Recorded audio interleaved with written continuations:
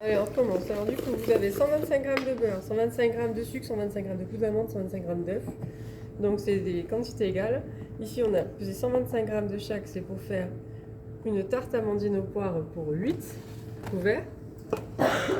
Donc j'ai mon beurre que j'ai mis à température au micro-ondes. Je le fouette pour le rendre homogène. Je rajoute le sucre. Le phénomène physico-chimique qui va se passer ici, c'est la dissolution du sucre dans le beurre. Puisque le beurre est humide, ça va me le dissoudre.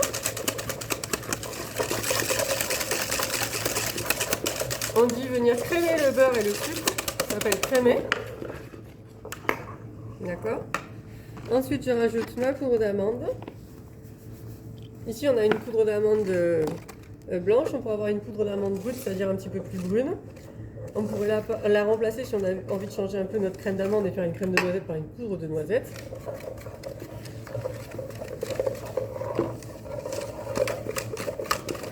On remue.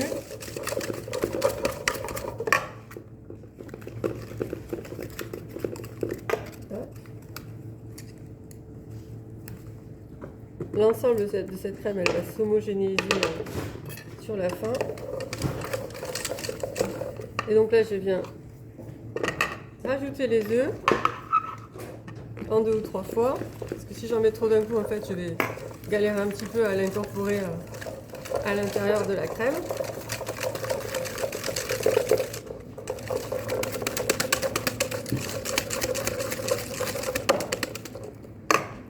Très important d'adapter aussi son matériel à sa quantité. Ici, on a une petite quantité, donc on a pris une petite calotte. Donc on a un petit couteau avec un petit fouet.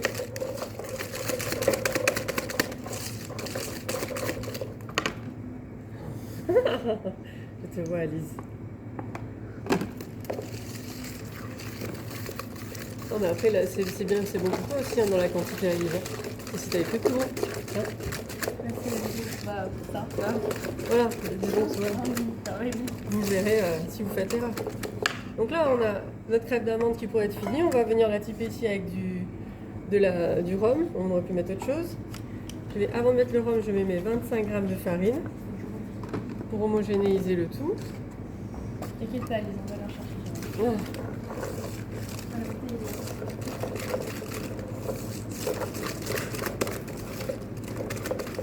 Et encore une fois, on aurait pu mettre autre chose que du rhum si j'avais envie de faire une crème d'amande avec un autre goût. Alors là, je mets pas mal de rhum, j'en mets un petit peu moins quand même.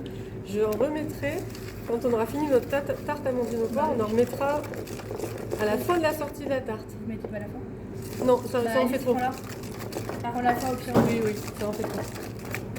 Ah. Là, je peux mettre tout ça? Donc là, vous avez la crème d'amande, oui, vous avez la crème d'amande qui est terminée. Mm-hmm. Et on va laisser reposer minimum 30 minutes au frigo avant d'utiliser. Bah, D'accord? D'accord.